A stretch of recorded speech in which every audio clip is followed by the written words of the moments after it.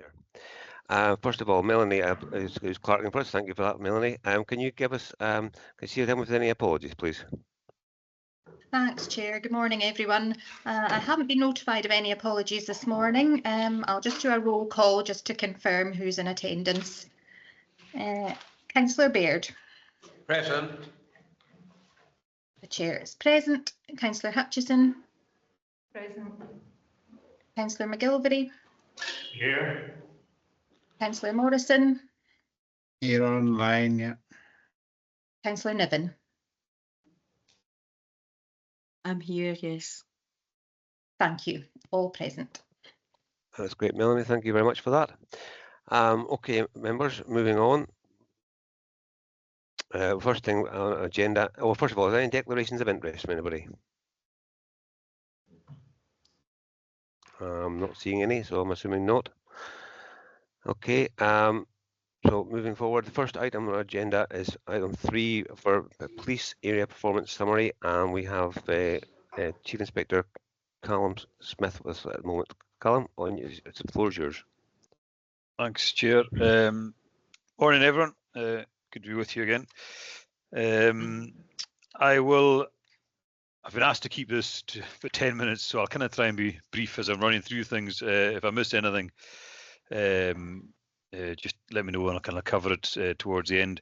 The report, which you'll have in front of you, hopefully, I think it obviously comes with, I'll give it some local context as I go through, but as I'll always say this now going forward, it comes with the North Highland wide data.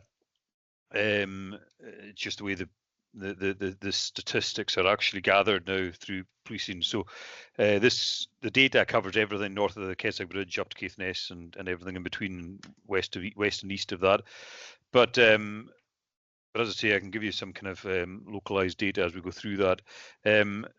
Some of the kind of factors, just remember, as I keep saying at the moment, some of this, the 5-year data still covers the COVID period.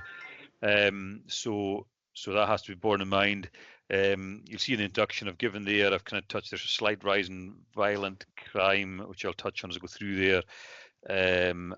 And I suppose there's the road traffic side of things, which I'll touch on as well, but there's nothing in the introduction that I won't touch on as I get into the body of the report. So so page number 4 there, road safety and road crime side of things,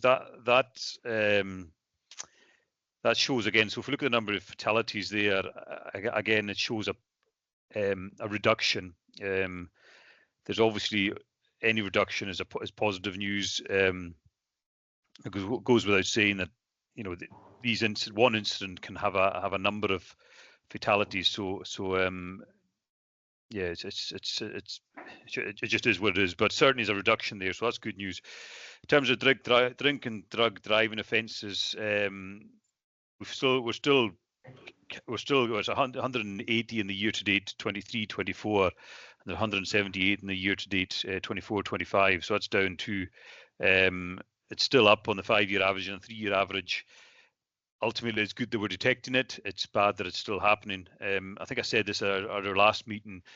Some of the context that has to be borne in mind there is that we have more recently, certainly in the last year and just over that, we've now introduced a new ability to detect drug driving in particular. So we've got the ability to do roadside testing, which previously we weren't able to do. That's unfortunately, that's starting to show there's a lot of people driving under influence or with drugs in their system. But positively, we're now able to actually detect a lot more of that. So that plays out in some of those figures. Speeding detections is actually down on the year to date. So 24-25 has got 381 offences to this point. The last year, 23-24 year to date was 514. So it's actually quite down quite significantly, and it's down in the 5-year and the 3-year average as well. I suppose to answer the obvious question of why that may be, definitively there's no absolute reason why that would be the case. There is obviously the ability of any police officer to actually use their discretion where they find somebody speeding at a level that's not grossly in excess of the speed limit. And to be honest, there is a level that we do encourage that, because actually we want to actually work with people to actually change the behaviour. So where we can, we encourage that. So statistics around speeding is one aspect of how we actually address road safety and road crime. And that's that, I suppose. So that's the figures. I suppose contextually, road policing officers, officers who are based in Sutherland, they continue to have priority taskings in the Sutherland area. So the NC 500 route as a whole, the A36, these are all areas that are being given priority taskings. So there's a very definite focus on the road system across Sutherland, and actually seeking to be present, to be prosecuting where the need is there, and also to educate wherever possible beyond that. So it is, and particularly coming now into the months, we're coming into something as we come into the springtime, we've already kind of formulated plans for the NC 500. Donnie McKinnon, who's an inspector, my colleague in road policing, who I think came to the business meeting with me the last time, he has a very a focus on that area, a focus both, as I say, in education and enforcement. There's also already been some kind of we've had some kind of concerns raised around about rallies, as they're called, so car rallies using the NC 500. So that's very much on our focus, and where we can actually intervene, we are intervening, and where we need to engage or enforce, we're doing that as well. So just to get a bit of confidence around about that. So that's page number 4. That's the road safety and road crime. Moving on to page number 5.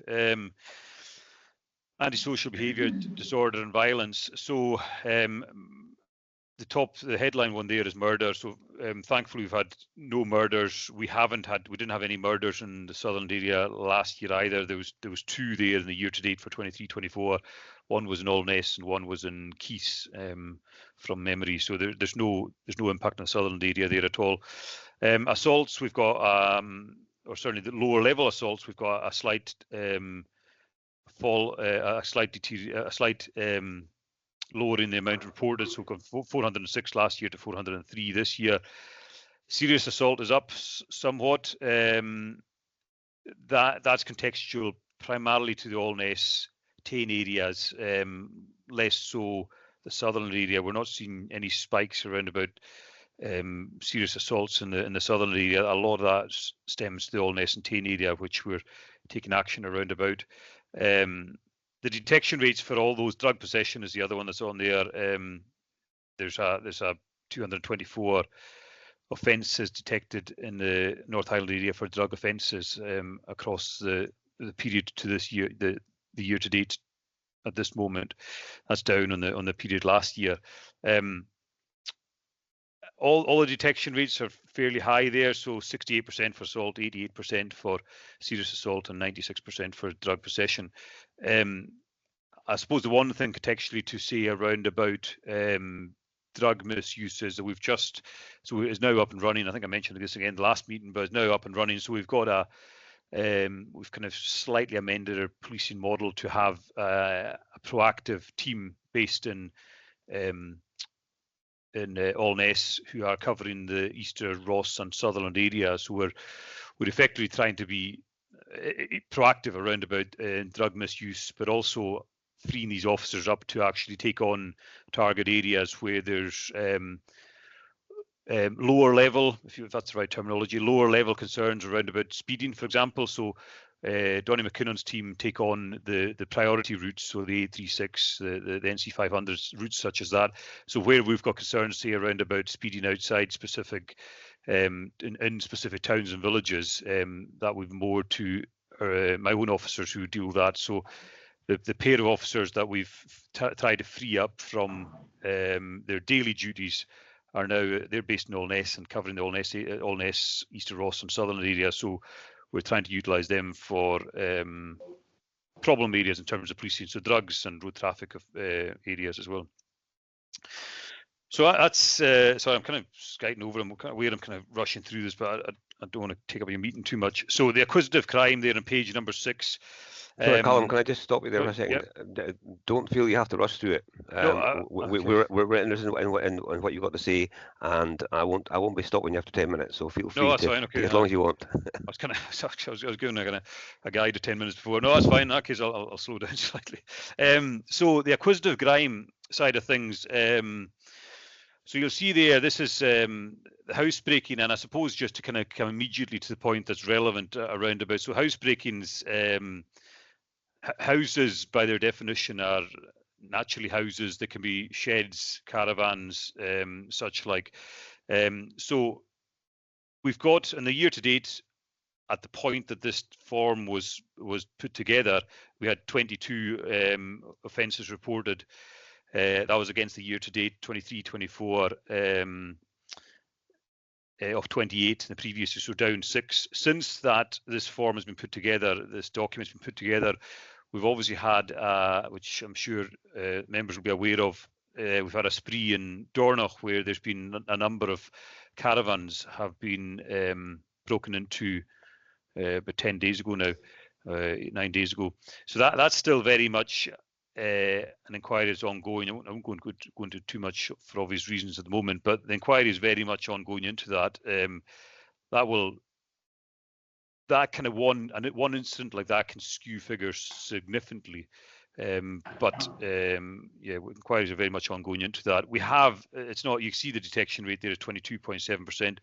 We regularly review our response to housebreakings rurally. It's a real challenge naturally, because more often than not, what we're found with is a scene where a house or like I say, a shed or a garage or a caravan has been broken into, and very little in the way of CCTV, very little in the way of forensic evidence, and we're having to almost be reliant upon any witnesses who have seen any movement.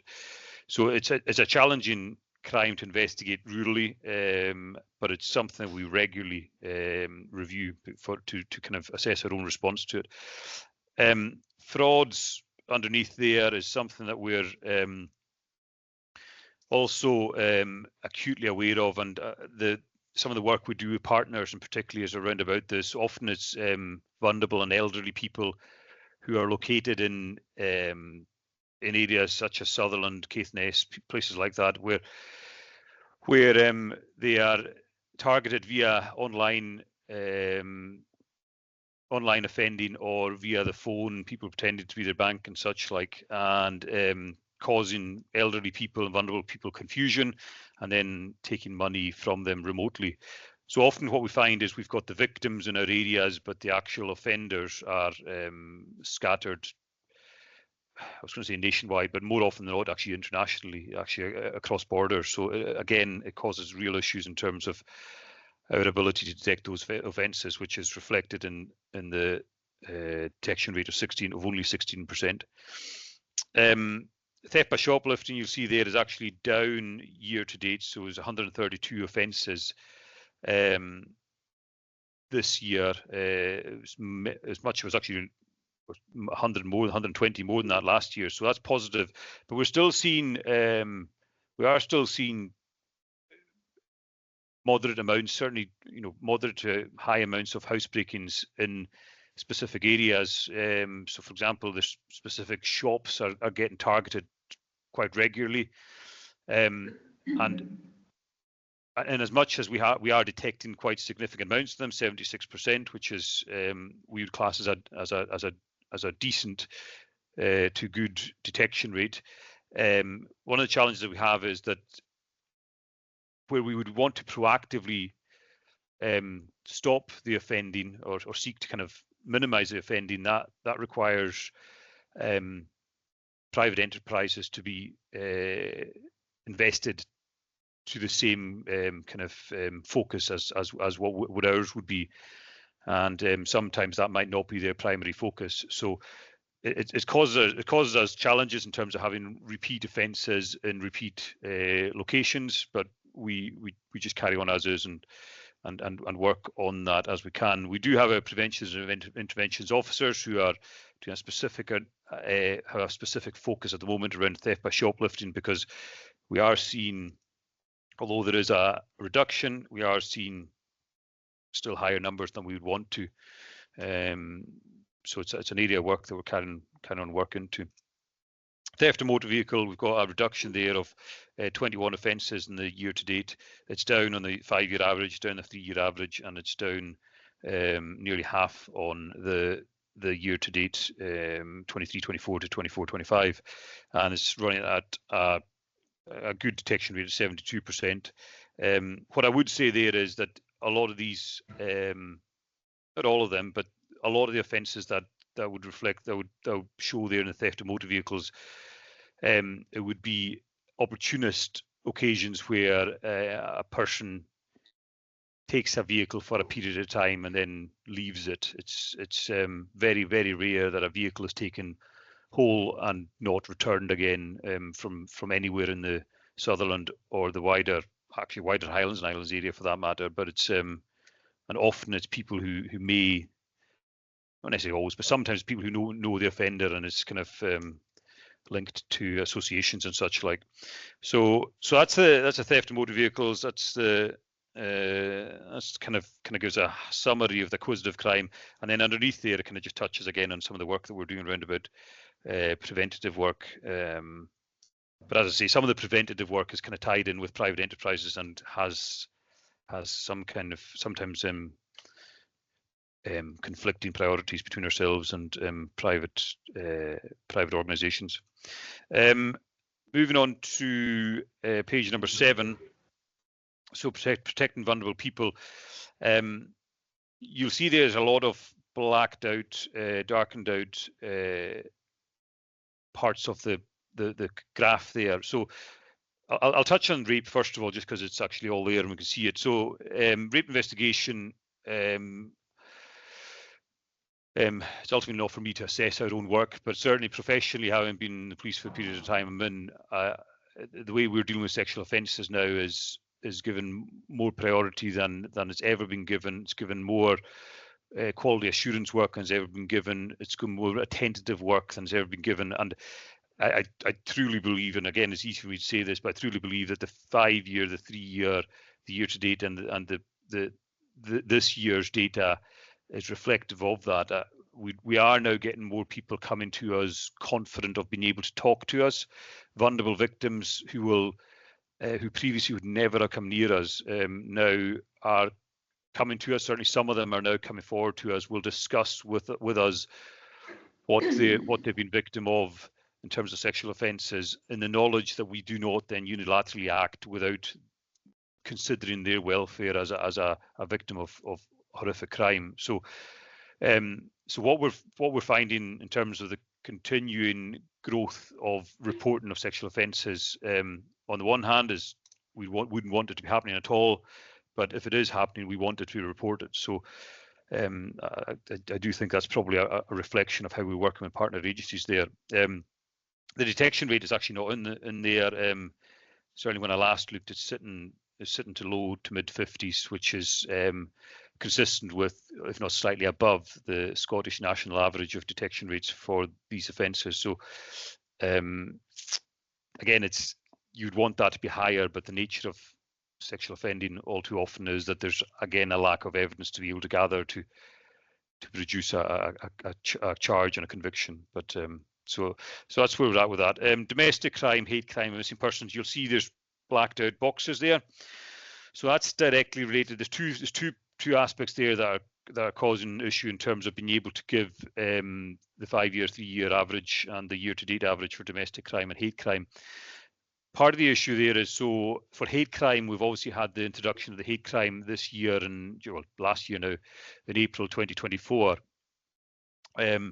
When that was introduced, that changed the parameters of what is now classified as hate crime. So, for example, you can have age-related abuse now would be qualified as hate crime, whereas prior to up until March last year, or April last year, that wouldn't have been the case. So we've now got a completely different set of criteria that qualifies as hate crime this year that didn't last year. So as a result of that, we can't give the year to date and the 5-year and 3-year averages. But I suppose the key figure there is the detection rate that we're running at. So 67% is a reasonable detection rate. Again, hate crime, because of the impact it has on communities as a whole, and individuals and minority groups, it is part of a regular focus of reviews that we undertake ourselves to ensure that we are not missing opportunities to detect crime and to ensure that we are quality assuring what we're doing ourselves. Domestic crime, again, it's the detection rate is about the only thing that I can give you there as of note. So 63.5% detection rate for domestic crime. Again, I can't give you the previous 3-year averages because of the change. So that's not to do with the hate crime legislation that's affecting that. The missing person domestic crime statistics are being affected in terms of change of system that we've had, where we've gone from one system to another, and they effectively don't correlate in terms of providing data. So what I can give you is the detection rate there in terms of 63.5%. In terms of domestic crime, that is again, it's about, if not slightly above, national Scottish average. Locally to Sutherland, there's really nothing that's specific or unique to Sutherland across in terms of domestic crime. Certainly in terms of what's reported to us, I mean, there is obviously what is, and I can't show this in statistics, but I just know professionally, what at times is unique to areas like Sutherland is the ability, or potentially the inability, of ease of access to support, if you want to put it like that. So often you would find some of the support that is available to victims of abuse might be centred in less rural areas, if you want to put it like that, and that sometimes has a natural effect on actually people's ability to come forward, confidence to come forward. Because one of the big things, domestic crime, sexual crime, that is cannot be understated, is the amount of work that we do with partners, and the amount of work that partners do with victims of crime before they then have the confidence to come to us. So it's probably just something just to bear in mind kind of going forward.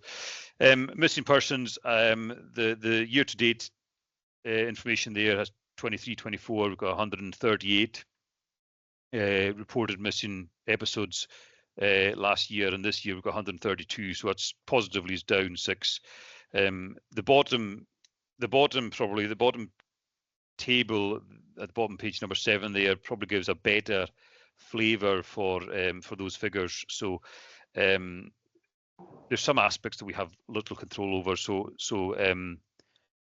spontaneous or incidents where an adult has not been vulnerable in any way, shape, or form, that goes missing. That's something we simply just have to respond to and deal with. So that generally is the top one there, the top category, adult, 57 last year and 44 this year. Where we do a lot of work for is with cared for adults and with looked after children or young people who have been care experienced. That's where we do a significant amount of work and continue to do a significant amount of work with our child protection partners and our adult protection partners through both the Child Protection Committee and Adult Support and Protection Committee. And the looked at that's where a lot of our work goes, because actually these are the most vulnerable people often in society, to be honest. And you can see there's a slight increase in the young people going missing of 5 in the last year, and the amount of looked after or cared for adults has stayed at 4. That is the vulnerable people aspect of it. And drug supply, so page number 9, drug supply I've touched on. I've touched that. That just, it remains probably the key thing there is remains a detection rate of 65.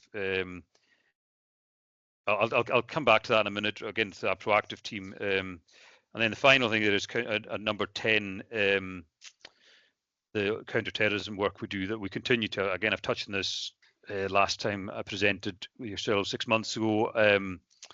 we continue to work with in the UK government contest strategy, and anytime we have any concerns, in simple terms, around about any kind of extremism or concerning behaviour, we will work with our partners to actually share information first and foremost, and then kind of feed that into the appropriate pathways from there. And I suppose finally, so the statistics, the full crime statistics at pages number 11, 12, and 13 are there and speak for themselves. As I said the last time, I suppose one of the key things in terms of the Sutherland area is that we do, just as I said at the beginning, we do continue to focus heavily on the road network there because of the concerns on the kind of trunk routes through Sutherland, and that's where we're at. I suppose finally, just to kind of give a wee bit of kind of more localized context again. So we've got the proactive team which is set up there. That links in with any kind of concerns we have around serious and organised crime. That links in with officers who are involved with serious and organised crime across the Highlands. So that gives a direct link into Easter Ross and Sutherland areas around about any concerns we have there. We've re-established since I last spoke to yourself, presented, we've re-established meetings with housing. So we have Sutherland specific meeting in terms of housing concerns. And primarily that allows us to give focus to any areas of antisocial behaviour, and it allows for us in housing to be sharing information on a regular basis. That's a weekly meeting that we hold. So that's only in the past month or so been re-established. So we're hoping that will allow for good information sharing. And two other things: the community council changes that I've spoken about, they will take impact in the next 3-4 weeks. So and so the week beginning 24th, so a week today, there'll be emails going out to yourselves as councillors, the community councils across Sutherland, and there will be a new police monthly report that will focus on ward areas. That will start to go out as of March, and then at the end of March there will be the first of the quarterly meetings where all community councils, along with yourselves as councillors, will be invited to meet with the local policing inspector and or myself for the Sutherland area. And then very finally, just to kind of keep you all in the loop as councillors, so that Tongue, so Graham Prentice is still the officer for Tongue, but that there is an officer imminently waiting to move in there. He's coming from another area of the Highlands. He's literally just waiting his release date from where he's currently stationed, and he is literally desperate to get to Tongue. He is very keen to get there, so he's waiting his move. And then Lochinver, there's going to be a change in the Lochinver police officer as well. Kenny MacLeod, who has been there, he is moving to Caithness imminently, and the Lochinver police officer post will be advertised again this week, and then so there'll be a change there as well. But I think that's me. Thanks. That's great, Colin. Thank you very much for that. Really interesting. And thank you for all the work that yourself and your officers do for the Sutherland area. It's greatly appreciated. Just a couple of questions for myself, first of all, before I open up to the rest of the members. On page 4 of your report, when you're talking about the drink and drug driving offences, I was curious to notice that in North Highland Area Command, the figures are actually higher for a 5-year average than Inverness. I was wondering why you think that would be the case. Is it because the area is bigger and there's a lot more activity going on around the area, or what do you think is the driving force there? Partly that, but I've also previously said that we're fortunate to have the road policing officers based in the Dingwall area. So every time they're coming and going, they're based in this area. That undoubtedly has some level of an effect because they're more localised to the North Highland area. But there is also mean, particularly the North Coast 500, for example. I mean, it's taken so much traffic into the area in comparison to that's staying in the area now. There's aspects like that, but I can't specifically say, but I do believe actually a lot of that has to do with the fact that we're fortunate to have the officers who are based in road policing are based in the North Highland area, and as a result of that has a positive impact in terms of the amount of offending captured. But yeah. Okay, thanks for that. One more comment for myself is just it's really encouraging to see the more openness for that has been, the more confidence that people have for regarding reporting sexual assaults in various forms. So that's encouraging to see going forward. Although it does put numbers up, which is but that just shows what's been happening underlying in the past. So that's good to see. Okay, members, I'll open up to everybody else. Who wants to go first? I can't see the chamber, so I can see the chamber now. Who's going to put their hand up first? Questions for me? Any questions at all for anybody? No. Could I just make a comment more than a question? I realise we don't have the figures about the domestic crime and hate crime, but nationally and beyond that, it's a big concern. So it'd be really useful if we could have maybe an update on that as soon as we can. Yeah, I have to say I'll try and get. I was a bit surprised that we couldn't. I think there's the hate crime is a particular area where it's really very difficult to give a quantitative figure to be able to assess against year to date and 5-year and 3-year average, because it's a complete wholesale change in terms of the legislation now. But I do think there's a bit more. So I can try and get more data around domestic crime, because that's a systems change, really, if I'm being honest with you. That doesn't mean that we don't have the data from last year. So if you leave that with me, I'll try and get that, and I'll feed that back into yourselves. But just to give some kind of reassurance, again, domestic crime is probably, since the inception of Police Scotland, that's one of the areas that has really, really flourished in terms of how we address domestic crime. There's been a real focus around about looking at particularly everything. So from the suspects, from their whole background to their historic background, to understand if they've offended against other people, to then looking at the children in isolation around their child protection needs, and then to looking at the victim to make sure their safety is paramount, and then any support we can offer there. So, but yeah, no, definitely, Councillor, I'll get the figures and I'll share them with you. That's great, Colin. Thank you for that. Hugh, you got your hand up. Yeah, thank you, Chair.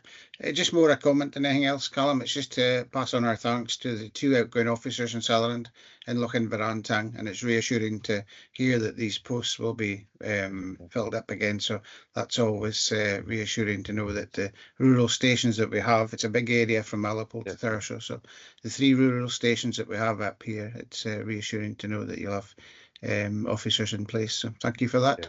Yeah. No, they'll be in place. Yeah, the second, particularly one going tongue.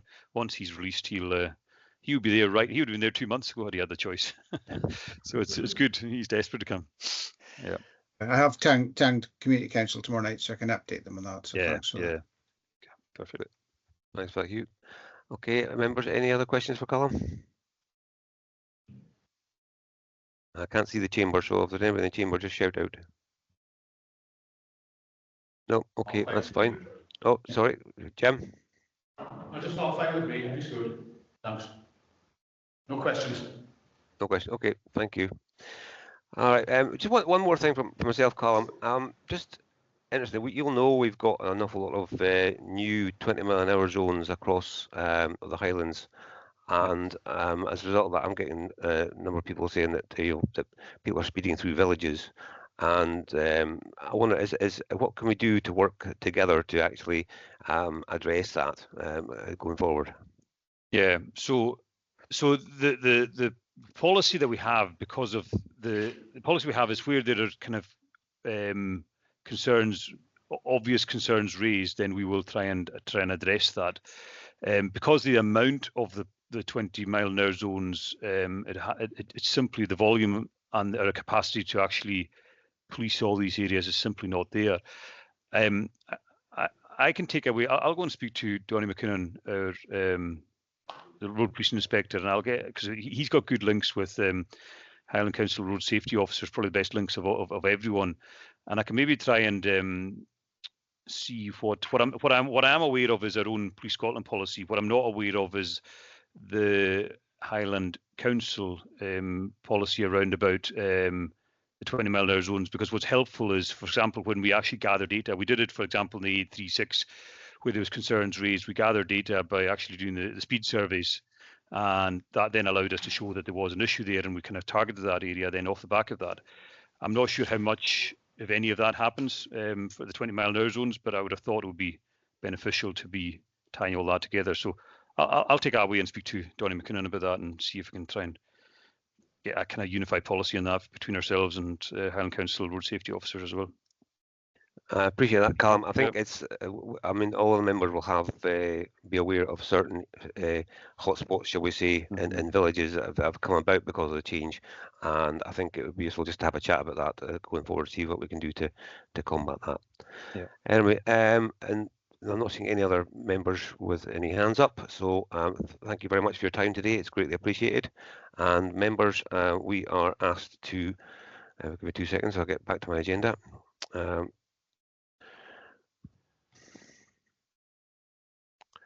So we are invited to note the progress made against the objectives set within the Highland local policing plan. Are we happy we've done that? Agreed. Yes. Okay, that's great. Thank you very much indeed. Okay, Callum, thanks for your time, and thank you. I will speak soon, no doubt. Thanks very much. Thank you. Bye now. Bye-bye. Bye. Bye. Okay, members, the next thing on the item on the agenda is item number 4, Area Roads Capital Programme Update for 24-25. I'm not sure if we have anybody to present that because I can't see who's here. Yeah. I'm here. Josie. Hi, Josie, that's good. Good to see you. Thank you. The floor is yours. Thank you. So, good morning, members. The first report in front of you is an update on the capital programme for 24-25. Brought the list of priorities to you last February, March, January maybe, I can't remember. But at that time we didn't know what our budget was going to be. So I couldn't sort of give any assurances of the amount of work that was done. But since then, full council agreed a 3-year rolling programme for capital, which I have to say is very generous in terms of roads. You know, our base capital is sort of 1.3, but with the additional money that's been provided through the big committees, we're up over 2 million in Sutherland, which we're still wading through. We're still a little bit of the financial year left, but on the back of the list was the agenda 1. Sorry, is the list of works that we've prioritised. And throughout the year, we revisit these, you know, weather events and things. So you'll see dotted through it is works that we've completed throughout the year. And so it sort of gives you an idea of where we've been, what we've done, and what's changed in the priorities from when we sort of first looked at them back in January. There are still works to be done out this year, but given it's still winter and we do carry out these works in-house, the more localised to the East Coast where our surfacing squad is based, changing our lorries from gritters to haulage lorries and trying to sort of get any productivity through the winter isn't the best at the moment. So we're keeping it local and smaller schemes in and around the East Coast at the moment on that one. So that's really that programme. It's just an update and just to make you aware of what's been done. I think we've also to sort of acknowledge the work that's been done because it's delegated by members to approve it. So any questions on that? Can I come in quickly, Josie, just to say I'm delighted at the work that was done in Hemel and the approach road. Great job. The guys did well. Bit vexed that Ardmore Loop hasn't come forward yet. Any chance of getting something there before the end of the financial year? There's a ditch to clear out. If I got that cleared out, could we consider a bit of surface along there? It's pretty. I went along the recall last week and it's pretty dreadful. So what I would say in the next report is next year's one. We kind of have to programme our works quite far in advance, so we're kind of set for March. So what I would advise is that as it's a 3-year rolling capital programme, we've been given the assurance that we can roll forward any overspend or equally any underspend into the next sort of 12-month period. So we're hopefully on target to spend, but if we don't, we will roll it through into next year. We were just a bit late out the blocks last year because we didn't have the full budget figures straight away, but we can get the ball rolling. But this is about this year just coming up to March. But in terms of, I'll come on to the Ardgay loop in the next item on that one. That's great, Josie. Thanks for that. I noticed from my own perspective, there's been a lot of good work done over the year, and there's quite a lot of completed things on the report there. So that's really encouraging to see that. Any other questions, members? No. Okay. Right, members. We are asked to note the final budget allocation for Sutherland area of 24-25, note the works completed on the approved prioritised list to date, note the additional works identified and prioritised throughout the year, and approve the work still proposed for 24-25. Are we happy to do that? Yeah. Okay, thank you, members. Okay, Josie, you're up for the next one, and item 5 on the agenda, the area roads capital programme for 25-26. Yeah, so this is this year coming. Couple of things. The budget is essentially been advised to work with the same amount of budget as is previously. There's always been a strategic allocation, but we've been advised it's going to be the same as last year for Sutherland. So we've been told to work with the same budget. So the figures are the same as last year. A nice healthy 2.3 million. Most welcome. Because we were able to plan our works over 3 years, we've looked at surface dressing this coming summer. It's a very weather dependent activity, and we used to sort of share it out across the other areas, and we were reliant on nobody breaking down. So to reduce that risk, we've said we're going to do surface dressing this year within our programme. So you'll see on Appendix 2, I think it is on this document, that there's much more surface dressing been prioritised. We're aiming for an 8-week programme beginning at the beginning of May. Just to do it, it does give, it's good value for money for the roads, to keep the roads that haven't started falling into disrepair and have a few more potholes. So there might be some minor repair works, and then we will be out doing a big programme of surface dressing, weather permitting, on that one.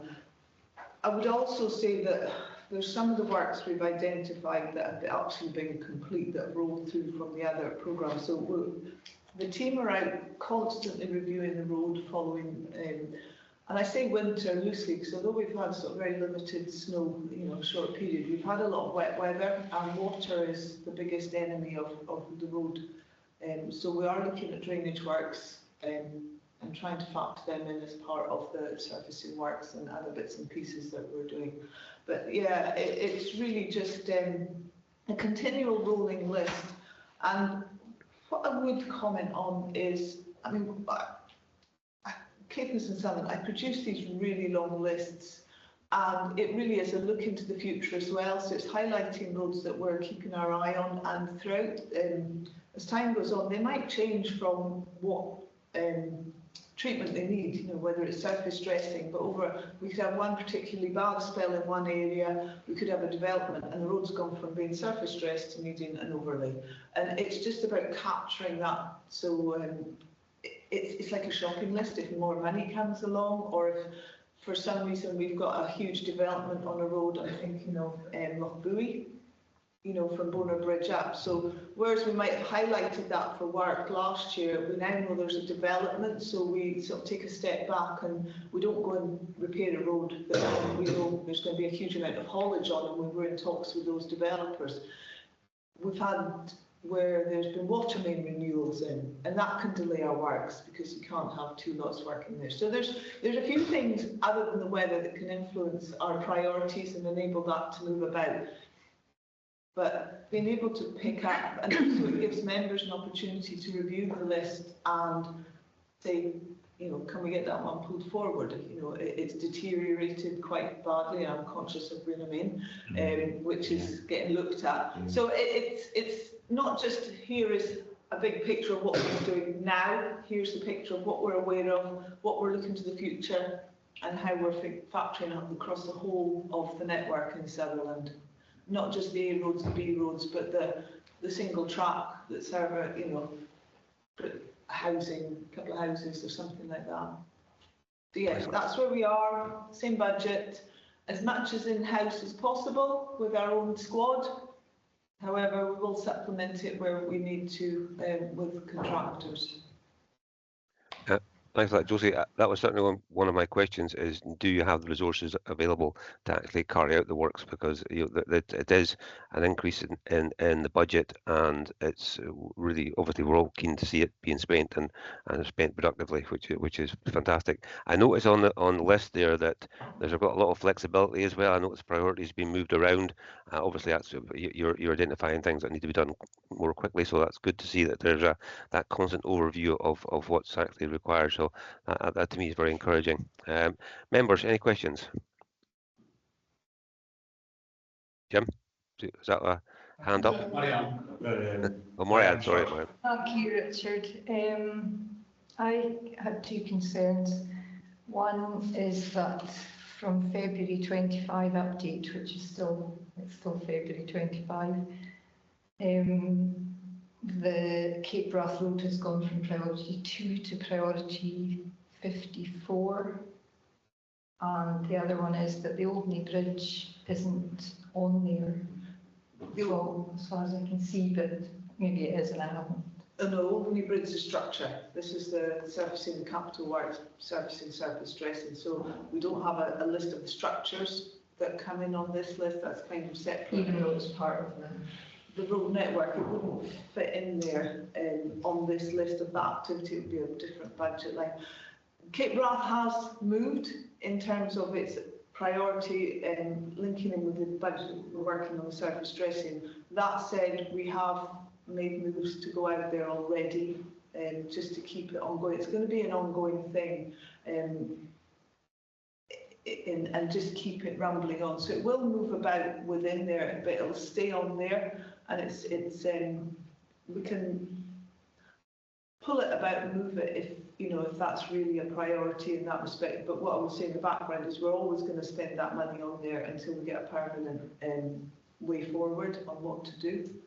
Well, I'm concerned that it's moved in the space of from February to February, from number 2 to 54. Strategically across the whole network, it's, you know, if you think about the amount of vehicles, the amount of people and the essential journeys that the residents have to make, we have to look at those as priorities as well. And I acknowledge that Cape Wrath has a tourism element of it. So it is looking about it in the context of the whole network of Sutherland's roads. You know, it also relates to, in that community, it relates to a lot of employment and viability of people's businesses and income.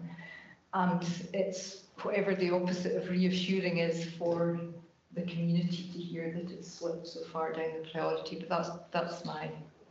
Yeah, what I was going to say to members is that, you know, we have our area business meetings, and at any time at these meetings we can review those priorities and move them about, subject to planning what we've already got down on the network. We are supposed to notify the Roadworks Commissioner 3 months' notice of anything we're doing, which is what we're trying to aim for. So that can be the limiting criteria of how we do it. That said, something that an emergency can pull up, but we can move. I mean, Cape Wrath will be on there and their work will be done on it. But I have to bring this list in the context of the whole of Sutherland and the residents and for everybody. It's just that way. So, I mean, if it really is that strong, we can bring it back up. We take a note to move Cape Wrath back up in the priority list from, you know, that would be the members' view today. Again, I would say the same point about the famous Ardgay. It just brought home to me how bad things are if Ardgay has slipped down in priority compared with others. Obviously I don't have the year task. Even things like the AA36 Bedburn through to Bog Row, this of there, which are pretty rough. No, I don't have a year task, that's all. It's a difficult job to get a try to put things in. No, that's fine. Richard, Mike has his hand up. Yeah. It's the pavements, Josie, that I'm getting constantly nagged about. Is there any move there that we could see the layout to Dornoch Road pavement being sorted out, because there's a lot of infirm people going about with simmers and what have you, and see it's really quite awful. So, I'll take that. What I would say is, historically, when the budgets were cut, the budget went mainly on the road network, and footpaths sort of disappeared. A couple of years ago, there was an amount for members' discretion within the capital, and I did suggest that members agreed to put some aside for footpaths. That was 2 or 3 years ago. It remains the same. If members wish to have a separate footpath list, bearing in mind, over the years that's probably been one of the areas that hasn't been prioritised, just because the road network has deteriorated.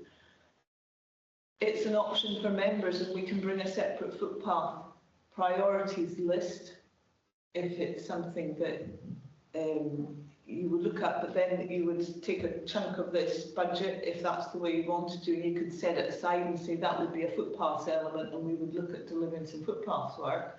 The other thing is to mix them in with this list and prioritise your footpaths in that respect. It's a lot more labour intensive for the staff, because it's hand spreading. So but they still need dealing with. So it's something for members to consider. How would you want footpaths listed and prioritised separately, or with an allocated budget, or just bring them into the mix on the big list? Thanks, Josie. I think. Sorry. Can you go, Jim? Carry on. How much work would be involved in actually extracting a separate list? So not a huge amount. In fairness, the Caithness members have already asked us to do something similar.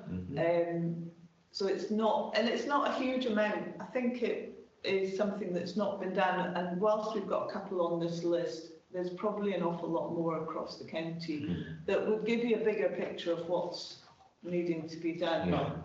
That'd be very valuable. Okay, thanks, Josie. I think that would be really useful to have that. So that's something we could bring forward to one of our business meetings. I think that would be useful. Hugh, you've got your hand up. Yeah, thank you. It was just a comment, maybe more than anything else, that with all the chipping that's, I'll call it chipping so everybody knows what's happening then, with all the chipping that's going to be happening this summer, would it be practical and possible maybe for the white liner to be following the chipping at some stage? Because if we're going to be doing a lot of junctions and things like that, we're going to have no white lines left at all. So can we join hands and make that happen this year, please? Are you thinking of the extruded white line for the centre lines, or the hand marking? Well, both. For example, mark on is the centre lines, and so what we can do in house, if we can get that up and running and do as much as we can, that would be really useful. But I'll let you decide what you think yourself. Well, I mean, what I would say, it's going to be an element of the hand marking squad are in-house for junctions, and they double up as guys that help out with surfacing and surface dressing. So there will be a bit of juggling. It's my ambition to have them out working all summer as well. But they are hand marking, and that will be the junctions. The centre line, as you know, the council have their own in-house team, and that is being coordinated strategically. So we've fed in all our lists of centre lines that we would like done, but that isn't, I don't have the power to dictate that one. That's being coordinated as from a strategic point of view with all the other areas in the council that are needing centre lines done as well. on that one. But yeah, I can work with the squad, see if we've got enough capacity within our own force to have the white liners out at the same time. I would dearly like it to be done as well at the same time. It can be just a challenge, as you know, we've had some retirements, and so training staff up is something we have to deliver on that one as well. Thanks for that, Josie. I think white lining is something that we're all keen to get moving. I think there's a number of areas where there's been resurfacing done and the white lines haven't been applied. So that's something, again, for taking forward to one of our business meetings to see if we can get that sorted out, because white lining has historically been an issue with vehicle breakdowns and such like. So it's really been a problem for a number of years. So I think we'd like to bring that forward if we possibly can. Members, do you have any other questions for Josie or any other comments to make? No? Okay. Members, we are asked to approve the proposed prioritised area roads capital programme for Sutherland area. Are we happy we've done that? Yes. Okay, thank you very much. Thank you, Josie, for your time. Much appreciated. And no doubt we'll be speaking soon. Thank you. Yeah. Thank you. Okay, members, moving on, we are now at the Sutherland Garage Rent Report, and that's item 6 on the agenda, and I think we have Rory with us to introduce that. Rory? Thank you, Chair. Thank you, members. I'm presenting the Garage Rent Report for Sutherland County. You'll have the paper in front of you. The purpose of the paper is for members to approve a rent increase for garages, council-owned garages in their area. I'll point out first that there is a typo that's repeated through the report, where Ward 4 is noted on the paper as Ward 2. So please disregard the ward numbering on that event. The council housing service went to council tenants with proposals for 8%, 9%, and 10% rent increases as part of the rent consultation late last year. The most supported increase among council tenants was 8%.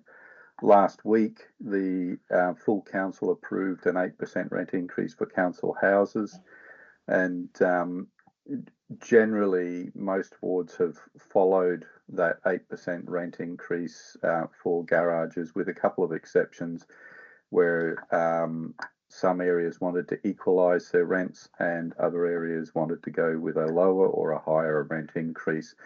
It is a matter for member discretion at the ward level to approve the increase, out of either of the three options, or to choose another option as they wish. But the three options we've modelled: an 8% increase will bring an additional £2,445 and some change. The 9% increase will bring an additional £2,750, and the 10% increase will bring an additional £3,056. So I'll open it up to members for any questions or to make whichever decision they choose. Thanks for that, Rory. Before I open up to the members there, I'm curious as to how much work has actually been done on the garages, how much money has been spent on maintaining the garages over the last 12 months. I know from my own observations, it would appear to be very little, and just wondering what the state of our garages are at the moment, and if you've got any information on that, that would be really useful. Thank you. I don't have the figures for spend on garage maintenance to hand. I can provide that out with the meeting. What I will say is that garages do tend to be a lower priority when compared to council houses, and there have been some budget pressures around the repairs budgets for the last couple of years. So it's a quite correct observation, Chair, that there would have been minimal spend on garage repairs. Generally, the spend is where there is a demand. We will put garages back into a lettable condition to be re-let. If there's no demand, generally we wouldn't seek to spend money on them. But garage tenants are, they are able to report repairs as part of the normal repairs reporting process. But as I say, they tend to be a lower priority. I think there's some information about voids occupancy rates there. So Sutherland tends to have a pretty good occupancy rate with out of 131 garages, then they've got a fairly full occupancy. Okay, thanks for that, members. I have my own ideas about what we should be doing with the rent for the garages. I'm very keen to hear what the other members are thinking at the moment. So I'll open it up if anyone wants to make a comment. If not, I'll happily give my thoughts. I'll come in first then, Richard. I'd be uncomfortable with going anything above a very modest increase in rents for these garages. I think a very modest increase is always required, and that's my point of view. I think we've already had an 8% uplift in rents, so I don't think we should have a double whammy if at all possible. Yeah, I would agree with you, Jim. And I was also toying with the idea of no increase for rents for tenants and an 8% increase for rents for non-tenants. That would give our tenants a bit of a break in term after having an 8% increase in their rent, and so it's a bit radical, just increasing for non-tenants as opposed to tenants. What's everybody's thoughts on that? I would be happy to support that, Richard. Yeah. Anybody else got any thoughts on that? I would agree with that, Richard. Mm-hmm. All right. Well, Hugh, you got your hand up. Yeah. Yes. No, I'm quite comfortable with that. I think if there's not been a lot of money spent on the garages over the last year or so, we can't really be taking it off them if there's no increase in what they've received. So I think it's quite a sensible suggestion. So I'm quite happy with that. Okay. Well, that's my thoughts. Is that we have an 8% increase for non-tenants and a 0% increase for tenants for increasing the garages, and I would like a report to come back to either a business meeting or to this committee on how much money has actually been spent on garages going forward. That's where I am. If anybody has any other proposals, I'm happy to listen to them. Not seeing any hands up. I think the 8% for non-tenants, I think I'm looking at it from a perspective of being a commercial properties, and it's that still keeps them well below what I would consider to be a commercial rent for a garage. So can we agree that, members? Yes, agreed. Good. Okay. Thank you. So let's just see what the actual recommendation is. So we are there. Let's see. Sorry, I'm jumping around between screens here, so apologies for that.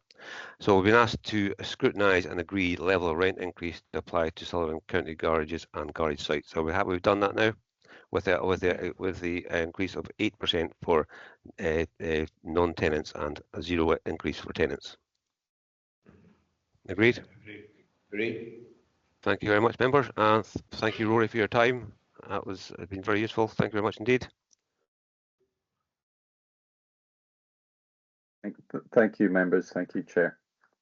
Okay, members, moving on. Next item on the agenda is the Southern Repairs Capital Housing Performance Report. Rory, is that yourself again? Yes, that's me again, Chair. Don't get rid of me that quickly. It's always a pleasure, Rory, always a pleasure. Thank you, Chair. Thank you, members. On this occasion, I'm presenting the The repairs performance report for Sutherland County up to the end of Q3 in 2024 to 2025. Won't read the report in detail, but I will go through some highlights. Members will note that for emergency repairs, the performance, while there is a difference between the two wards within the county, it remains overall below the 12-hour target time, and for a rural area, we've maintained strong performance. I think the average comes into, between the two areas, comes into roughly around the 4-hour mark or just over. The non-emergency repairs, again, is below the 8.9 days target time, and also below the Highland average of 7.1, which once again for a rural area is strong performance.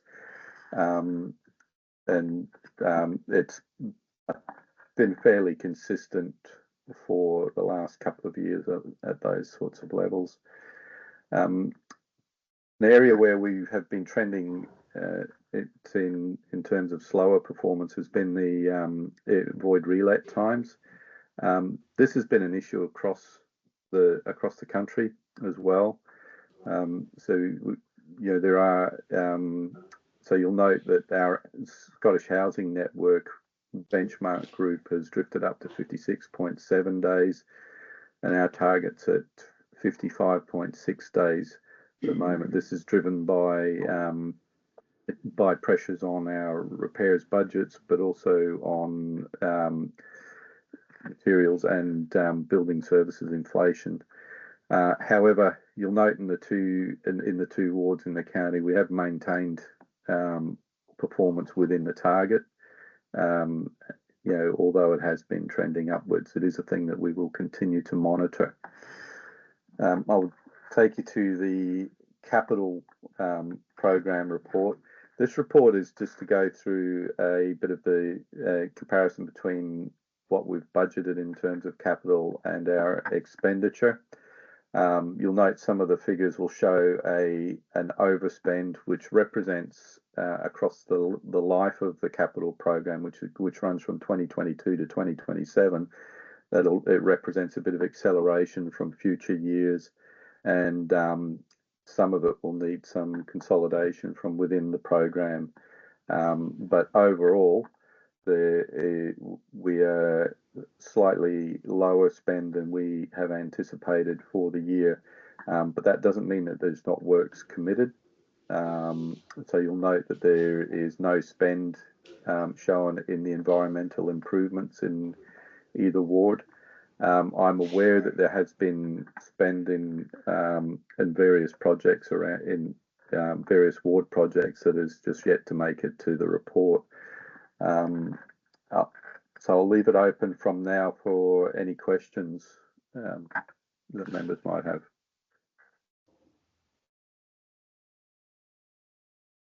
Thanks for that, Rory. I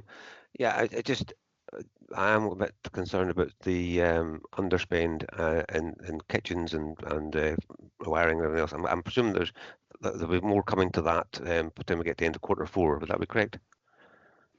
Yes, that'll be correct. There'll be more coming into Q4.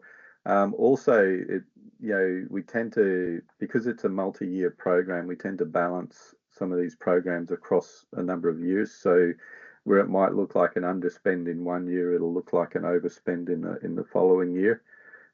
Essentially, the report in its current format doesn't really reflect that, and it is something that we're working on so that members can see the program over the 5-year cycle that we're currently in. But at the moment, we're it's not something that we've brought to committee as regularly as we would have liked. But essentially, what we're trying to do is build the report so that members can see what we're spending, compare it to what we've budgeted, and see what works are programmed over the course of the 5-year program. I think that'd be useful to have the additional information. Would it be possible to bring some additional information to one of our business meetings, Rory, just to update us after Q4? Absolutely. What I'll do is I'll ask our housing investment officer to make contact and bring some information to Ward Business on some of the program works. Also, you'll note that some of the works is programmed, which is run through our project management team, and some of the works is one-offs. So where we have component failures, there might be some differential spend in one-off budgets, and often it's useful to reprofile that at the end of each year to make better use of it in program works. Just depending on where we get spent. Obviously, there's better value to be achieved if we can program works rather than wait for component failures. But we do have to hold some funds available for component failures. Okay, that's great. Thank you for that. Members, any questions for Rory? No. I'm not seeing any hands. Just more a comment, Richard. I'm just agreeing with you about getting more details, because it's especially worrying that the area for environmental improvements, that none of the allocation has been used at all, given where we are. There's certainly been there is committed funds, and has been some spend that hasn't quite made it onto the ledger just yet. So just to reassure members, but we can bring that detail to a Ward Business meeting. That'll be very useful. Thank you. Mm-hmm. Okay, that's great. You happy with that, Marianne? Yes. Yes, thank you. Yes. Okay, thank you. Okay, any other questions for Rory, members? Not seeing any hands. Okay, well, thank you, Rory, for your time. Hang on, we'll just have to check the recommendations. We're asked to note the information provided on housing performance in the period 1st of April 24 to 31st December 2024. Are we happy with? We've done that, members. Yeah. Yes, agreed. Okay, thank you. Well, thank you for your time, Rory. That's greatly appreciated. Thank you, Chair. Thank you, members. Thank you. Moving on, members, we have the next item on the agenda, which is, I'll dash through my papers here, is item 8 on the agenda, which is the Kinlochbervie High Associated School Group Overview, and I think we've got Annika with us to present that. Yeah, good morning, members. I'm here today to just share an overview of the primary attainment data. Our secondary data hasn't come in yet, and as soon as it comes in, we will come back to you and share that data with you too. In the report, in all the reports, you will note that the data is from 23-24 unless stated otherwise. And I will start with, I don't know which one was said in your agenda, but I will start with Dornoch, which is one of our bigger ESGs within Sutherland area. So as you can see, the report. Annika, sorry, did you say Dornoch? No, sorry, Golspie. Sorry, Golspie. Sorry, Okay. Sorry. I am in the right place. I just said slip of the tongue. I'm so sorry. I've been to a lot of meetings. The sorry for that, Chair. The Kinlochbervie ESG is the first report. Absolutely. It's a bit Golspie. I'll take it a Golspie first, ESG report first. Okay, thank you, right. Chair. So this report provides an overview of key information, obviously, to the primary schools within the Golspie High School Associated School Group. And as I said, we're focusing on the primary data for this report. You will see that a secondary data is from 22-23, which I actually reported on before. And as I said, the paper will be updated when our new data comes in, and I'll be back on that one. As you can notice within the Golspie ESG, in the September census, there was 328 pupils in the primary schools. ELC settings served 49 children, and the secondary school were serving 264 young people. And as I said, that was going back in September. What we would like you to do today is to kind of scrutinize the data and also note the data of the attainment within this ESG. You can see also there's quite a lot of information within that, and I would suggest that any specific questions around schools or context for the attainment data for the primary schools, I'm quite happy to bring head teachers to the next meeting or in our area business meeting to discuss and for them to share maybe with more information. You can see within the report how schools rated themselves within their standards and quality report as going back in June 2024. And again, please note that is how the schools reported on how they rated themselves at that time against our HIGUS 4 that we're following. However, we've had some, and this is across all reports, we've had a report, HMI visiting, and sometimes it might not be the same. Sometimes we have more positive picture in our schools and sometimes maybe just below compared to what they were rating themselves to. As you notice also from this report, 4 of the schools within this ESG has had an inspection by HMI within the latest 5 years. And the attainment data from Golspie ESG shows that the 2 primary schools of Brora and Lairg, they do perform in line or above national and Highland average. And you will also notice some of the smaller schools, and again, that's across all the reports I'm going to bring today, we cannot share the exact percentages due to a confidentiality of children or the individuals because it's such a small cohort of children. As you notice, the data that's reported on is from our ASIL data, and that's reported for children in primary 1, 4 and 7, with obviously take down the numbers of children for. You'll also can see, the projected school rules for the information as well, so you can see what's happening within the ESG. Now, Chair, are you happy for me to go over to Dornoch ESG next? Or would you like me to pose for some questions? We'll just pause a second, Annika. We're going backwards. That's fine. The agenda is showing us Kinlochbervie, then Farr, and then Dornoch, and then Golspie is last. So we're trying to go backwards a wee bit here. So sorry. We'll pose for questions with Golspie right now, first of all, and I'll open to the floor. If anybody's got any questions. No. Okay, folk members. No question, Annika, on Golspie. Okay, well, if we just go forward, then if you can go back to the, well, hang on, just bear with me 2 seconds. I'll just rearrange my papers here. That's okay. I'll go with what you would like. What you like. I'm ready for which one. I can go in the order if you wish. Just bear with me 2 seconds. I'm just my papers are now back to front. If you give me a second or two. Okay.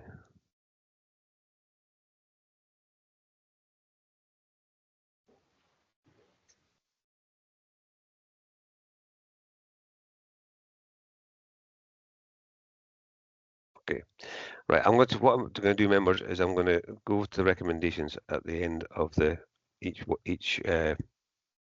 at the end of the full report from Annika, because the recommendations are the same. Scrutinise and note the contents of the report. So I'm just going to call for agreement of the recommendations at the end. So Annika, if I could ask you just to things back in order a wee bit, if you could go to Kinlochbervie this time, please. Yes, I can. That's no problem at all. Kinlochbervie, again, please note the standards and quality report and also the details within. As you can see, as September census for Kinlochbervie ESG, you had 43 pupils within the primary settings, with 6 children within the ELC settings, and children at the time we had in secondary school 33 young people.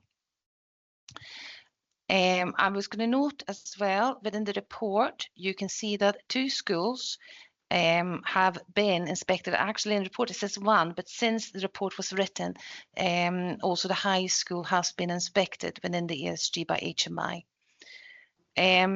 Please note, Kinlochbervie is a tricky one because of the small numbers. We cannot really share the data because children will be identifiable. So I would maybe suggest that maybe an ESG you would like to bring back to area business meeting, that you can have a fuller discussion around how the schools within the ESG, how they are performing. But obviously that's up to you, Chair. As I said, we're very limited of what we can actually share within the paper because of that.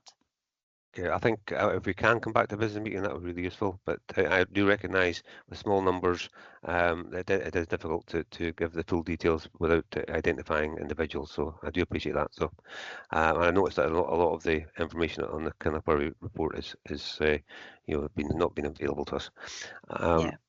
Is there anything else you want to say about Kinlochbervie before I open it up? No, I'm happy to go to the next one if that's okay with you. Well, we'll give members a second or two to see if they want to ask any questions. Members, anything for Annika on Kinlochbervie? Richard, not so much a question, just a comment to say how well it's going by the reports there, the quality reports. The primary schools and the high schools seem to be performing very well. Thanks for that, Marianne. I'll let Hugh come in and then come back to yourself, Annika. Hugh. Thank you, Chair. Yeah, just a question on the nursery in Dornoch. At what date do we know the amount of pupils we're going to get for the nursery for next August? What is there a cut-off point for that? Is it? Okay, and also to say that Kinlochbervie is, from all accounts, doing really well. So thank you. Thanks, Hugh. Annika. Yeah, in terms of the standards of quality report, sometimes, as I said, there might be an inspection, there are things that are picked up on. So although the we have is obviously when HMI comes in, however, officers are working around when they're grading themselves against the standards of quality report as well. But thank you for noting that. And in terms of ELC, we had an enrolment week last week, so we're just gathering numbers now. So I will ask the ELC Commissioner maybe to link and liaise with yourselves as members around the enrolment, especially particular, I would say there's particular interest around our NES, if that's okay. That's fine. Yes. Thank you. That. Okay, Annika, if you want to go on to Farr. Yes. So Farr, again, you will see the details in the report. And the primary schools of the census data in September 24 had 95 pupils within the primary settings, and the ELC settings served 12 children. And the secondary had 72 young people around us as well. Again, please scrutinise and note the content of the report of today. Within the report, again, you can see how the schools rated themselves in June 24 in their standards of quality report. And you can also note from this report that all of the schools within the ESG has had an inspection from HMI within the last 5 years. So they've had a lot of scrutiny, obviously, with one head teacher there. I would just kind of highlight that. There's been a lot of work for all of them, but with very successful outcomes. So I would like to highlight that as a note for you all. The attainment overview data for primary and for secondary, again, cannot be shared because of the small number. And again, I would like to recommend probably that the head teacher comes along and talk through the data, but also it would be quite nice, I think, for the head teacher to come along and speak about the successes they've had, not just maybe from HMI, but also from Care Inspectorate, because I have to say there's a particular ESD who's performed really well in our inspections. So thank you, Chair. I think that's what I have to say about Farr at the moment. Okay, that's fine. Thanks for that, Annika. Members, do you have any questions on Farr? Nope. Okay, thank you. Right. Moving on then to Dornoch. Yeah, so Dornoch, ESG. Again, census primary had 208 pupils in September 24, 30 at that time in the ELC, and the secondary had 225 young people enrolled at that time. And again, you can see how they rated themselves in the standards of quality. And you also will note that Dornoch Academy obviously had an inspection quite recently, but also Dornoch Primary had a recent inspection, and actually the result was published after this report had been written. So Dornoch Primary School had one good and one satisfactory from HMI in, as I said, a very recent inspection. The attainment overview for Dornoch Primary School, it shows that they perform in line with the Highland average, but a little bit more may be required to reach the national average. Bonabridge, again, a bit too small to share the information because of the confidentiality context. But again, I'm sure the head teacher will be really happy to come along and share a wee bit more information in an area business meeting. Thank you, Chair. Okay, thank you, Annika. That's useful. Members, any comments or questions for Annika on the Dornoch ASG? Richard, my comment will apply across all four. And that is, we have schools which offer a high quality education environment, but they're fragile from the point of view of pupil numbers, stable in many cases, but fragile in some. And it's something that I don't know how we address it, but we have to highlight it and say that we have quality education, but we need more people, we need more pupils. But that applies across the whole county, across many different aspects. That's a point well made, Jim. I think we're all very, very aware of the issue regarding depopulation. And I was actually encouraged to see that there's been, I think, correct me if I'm wrong, but I think there's been an increase in the number of people in Dornoch, which is good to see, because I think they were getting dangerously low. So I'm glad to see that there's been an increase there. But yeah, it is an issue, and we all are aware of the fact that depopulation is a real threat to communities. And as members, we should be doing everything we can to reverse that trend. Members, any other questions or comments for Annika? Marianne? It's just a request, which I always say. We've got a significant number of Sutherland pupils attending Alipool High School. Well, even if it was just one pupil, actually. It would be nice to get this kind of report from the ASG, the Alipool ASG, well, perhaps not the Anklety one because it's not in Sutherland, but it would be quite nice to hear the same information from there. Yeah, I totally agree. We have talked about that before, Marianne. I think you're absolutely right. We need to get that information, and it'd be good to hear how many people from Sutherland are actually attending Alipool, as well as getting a report from that area. Annika, is that something you can arrange for us possibly for a business meeting? Yeah, so a report has been actually written for Alipool ESG as well, so I can ask for that to be distributed amongst you members, if that's okay. And I can also find out how many children come from Kinlochbervie to Alipool, so I will ask an officer to share that with you as well as soon as possible. Yeah, not just Kinlochbervie, but for Sutherland generally. Thank you. Chair, can I also highlight Glenfield and Everton, for as long as we have a centre in Everton? We go to Taylor Academy. Yeah, absolutely. Yes, Annika, if you could take that on board as well, yeah. Get a report for Everton as well, that'd be useful. I will follow up on that too, Chair. Much appreciated. Thank you very much indeed. Members, any other comments or questions for Annika? No? Okay, Annika, thank you very much for your time today. Members, we are asked to scrutinise and approve the... just give me 2 seconds, I'll get the actual recommendations here in front of me. Scrutinise and note the contents of the reports for all four of the ASGs. Are happy we've done that? Yes. Yeah. Great. Thank you, members. That's fine. Thank you very much for your time, Annika, today. Much appreciated. Thank you. Okay. Thank you. Okay, members. Moving forward, we are now on to item 9 on the agenda. Bear with me 2 seconds. I'm going to get my computer working here. It's the realignment of the Ardgay Creich Community Council boundary. Phil's going to give us a note of that. On you go, Phil. Okay, thank you. So a few years ago, we digitised the boundaries of the community councils, and the line was drawn fairly crudely between Creich and Ardgay. Should have gone along the water, the centre of the Kyle and River Oicle, that being the traditional boundary between the two.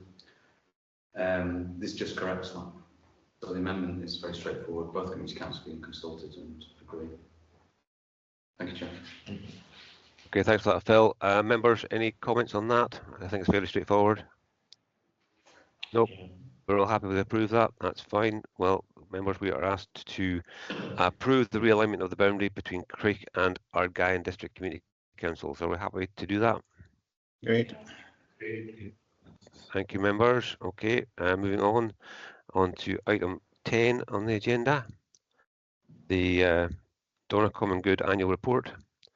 Phil, again, it's yourself. Okay, thank you, Chair.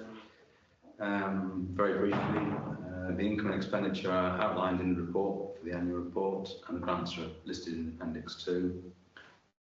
The fund showed a deficit of £51,456 for 23-24, that's really down to two significant projects, Dornoch Heritage Hub and the Datchet Project Curlew, which committee has previously discussed and agreed. And the fund balance at the end of the financial year 23-24 was 235,630.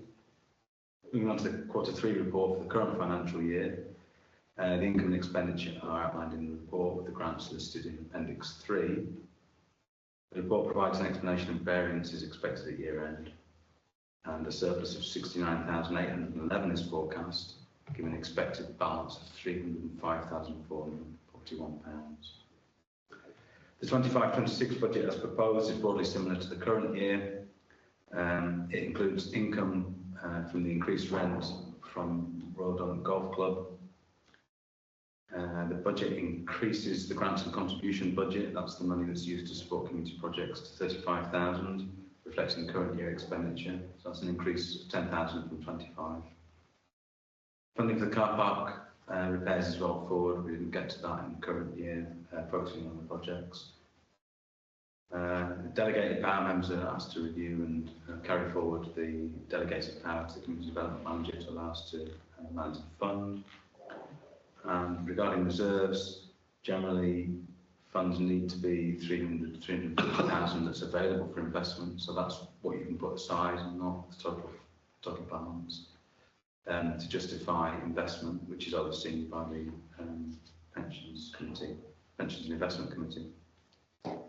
We're getting close to that figure now with the anticipated figure for 335,976 at the end of March 2026. Thank you. Thanks for that, Phil. That's really good. Dornoch Common Good seems to be in very good health, which is encouraging. And as that figure comes up, then certainly be something for us to discuss the investment with through the pension investment subcommittee, which I think will be a very positive way forward. Members, any comments or questions for Phil on the Common Good Fund? Chair, just to kind of agree with your comments, a very healthy position. It's been working hard recently, in fact for some considerable time. There's money going out steadily to support local projects, at the same time still retaining a core balance, which is important should any major projects come forward. I'm particularly encouraged by the forecast for 25-26 Appendix 4, which I'm quite sure will go down well in community council circles. And the only request would be, I'd be very keen to have, I don't have the software to split this report off, but I'm very keen to get it as a separate PDF, please, just for my records. I'm sure we can do that. Phil, can you arrange for a PDF for Jim for that? Is that possible? Yeah. Okay. Appreciate that. Thank you very much indeed. Okay, thank you, members. Any other questions for Phil on the Common Good? Not seeing any hands. Okay, members, we are being asked to consider and agree the Dornoch Common Good Fund Statement of Accounts and Q4 Monitoring Report for 23-24. Consider the position of the Dornoch Common Good Fund as shown in the Q3 Monitoring Statement against budget for 24-25. Agree the Common Good Fund Annual Budget for 25-26. And delegate authority to the Community Development Manager to approve Dornoch Common Good grants up to £10,000 within the annually set budget and following consultation with Ward 4 members. Are we happy we've done that, members? Great. Yes. Thank you very much. Okay, thanks for that, Phil. Moving on, we are now on to item 11, which is the Ward Discretionary Grants report.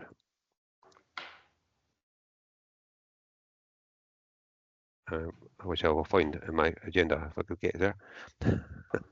Apologies, I'm jumping about screens here.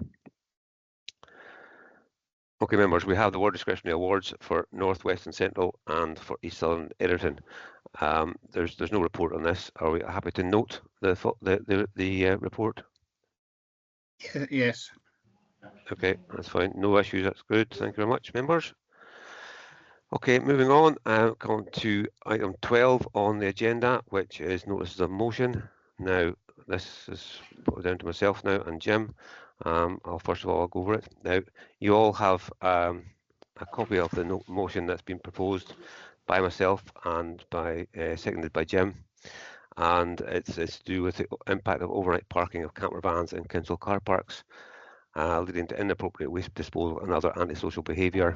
And we're being asked to agree to impose a ban on all overnight camper van and motorhome parking in council car parks in the county of Sutherland, with signage being put in place to direct them to alternative parking options in the local area.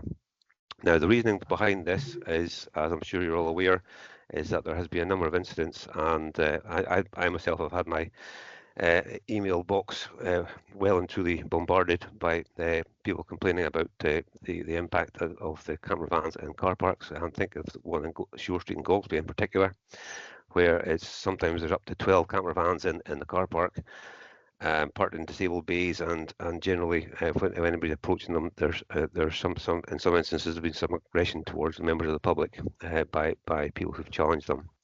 And that is in bearing in mind that the 500 yards away there is a camper van site just at the edge of the Golspie village. And that's just one example, but I know that camper vans across the county in the car parks is causing a problem, and that's what's motivated this motion to come to the committee. And just put this into context a little bit, I was actually in Carr Bridge yesterday, and there's an invitation to pay car park in Carr Bridge in the centre, and it says quite clearly that there's no camper vans being allowed to park between the hours of 2200 and 0800 the following morning. So there is a precedent for this motion to go forward. So that's where I'm coming from, and I'm happy to hear anybody else's comments or thoughts on the proposal. Thank you, members of the Will, and yourselves. Chair, I'll come in there. The situation in Golspie you mentioned is very much mirrored in Dornoch, where the beach car park, despite having the signage you see at Carr Bridge in place, still attract a number of motorhomes, and the actual camping caravan park is only a couple of hundred yards away. So it's a common situation, and I'm very uncomfortable with Highland Council effectively using public money to enter into unfair competition with private camping and caravan parks, and I think that would be my main complaint there. Despite that, like yourself, I have a number of other concerns being raised with me about the prevalence of controversial parking by these vehicles. Thanks for that, Jim. Hugh, you got your hand up?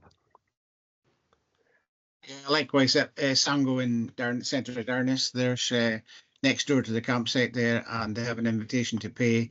And the biggest issue is that it's from middle of April to the middle of October, full every night, no waste facilities, no toilets, no running water, nothing at all.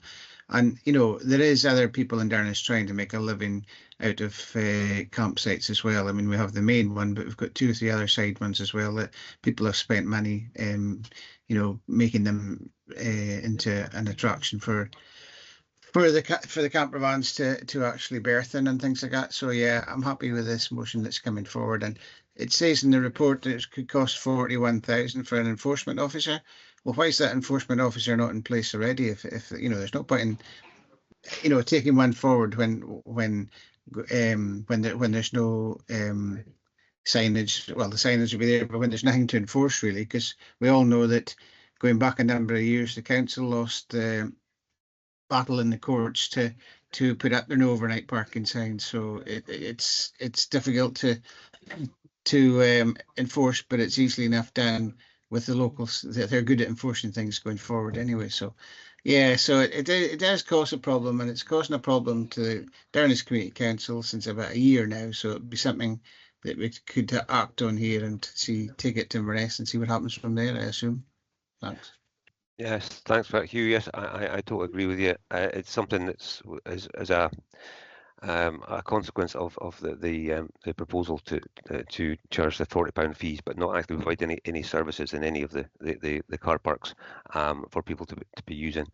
And it does cause a problem. There's no question about it. And as I say, there is a precedent there. It's in Carr Bridge in the Badnoch Trust Bay ward. There is signage to say no camper vans between the hours of 10 o'clock at night and 8 o'clock in the morning.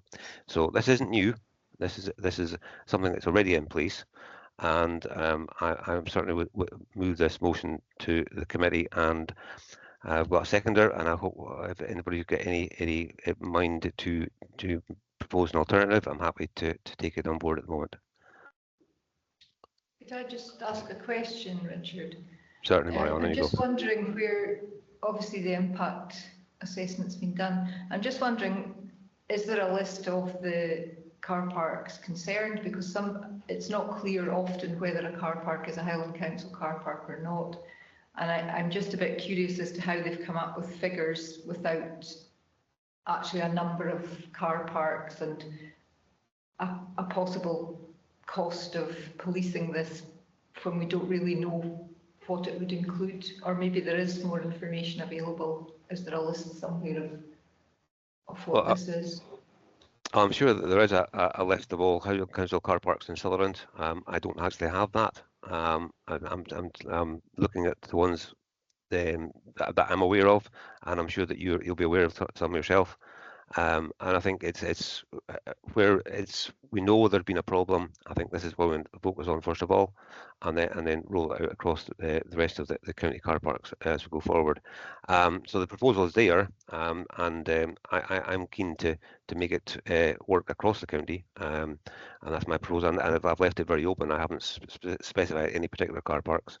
I'm looking at the car parks generally in Sutherland, and see how that goes forward. So, do you have it? Yeah. Michael?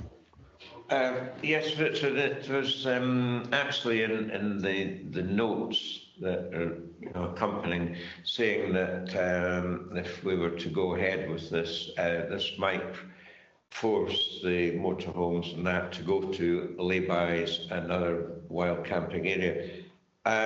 I had it in good authority from someone that's been over to the island of Arran, and I understand that they have signage saying no parking in lay-bys, so it's not being challenged there as a court issue, and I'm just wondering if we should not be putting back notices back into the lay-bys again. I don't know what your thoughts are there.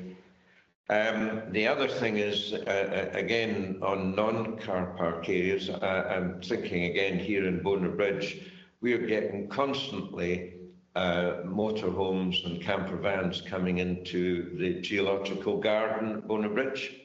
I know they tried desperately to the Cowsound Development Trust to put in a planning application to make that a site that they could manage, but I mean, what's to stop that place being overrun with, you know, camper vans and the like of? And it is a toilet area that the council manages, and there's been questions about the facility being open or closed. I'm getting a lot of feedback on that one.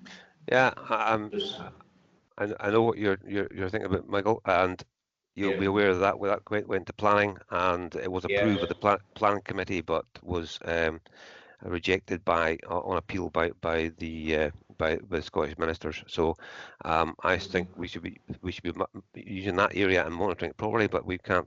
That's been through the mill as far as planning is concerned. So not something we can deal with at the moment. I think we ought to be focusing on dealing with the things that are within our sphere of influence, which is what we're talking about with regards to car parks at the moment. And as far as other areas are concerned, then camper vans are already using areas where they necessarily shouldn't be, and it's the car parks are again something that we can influence. We can't influence everything else. And so we, again, as I say, we work within our own sphere of influence, and then take it forward from there, and address other things as they come up. But certainly, as far as enforcement is concerned, I think if these rules are put in place, then I think local enforcement will ensue. Certain people will feel quite happy to challenge camper vans who are parking illegally in car parks. Okay, members, I'm moving this motion. Does anybody have any amendments or anything else they would like to add? Are we all agreed? Agree. Thank you. Thank you, members. Thank you very much, Melanie. Chair, if I might come in, I just wanted to confirm, just for the record, that that will be a recommendation to full council, as I think was already alluded to, due to the financial implications and it not being within the committee's delegated power. Yes, Melanie, that was actually on the motion, just to just confirm that. We do recognise it's got to come to full council because it's for discussion at that point. So thanks for bringing that up. Appreciate it. Thank you.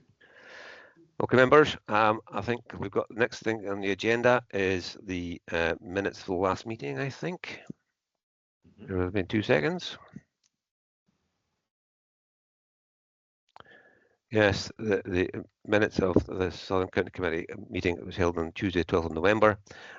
These are for noting. Are we all happy with that? Yeah. Okay, members, that's fine. Well, in that case, that brings us to the end of our meeting. Thank you very much for your attendance today. Much appreciated. And I know that we'll see you soon. Thanks, Rick. Thank you.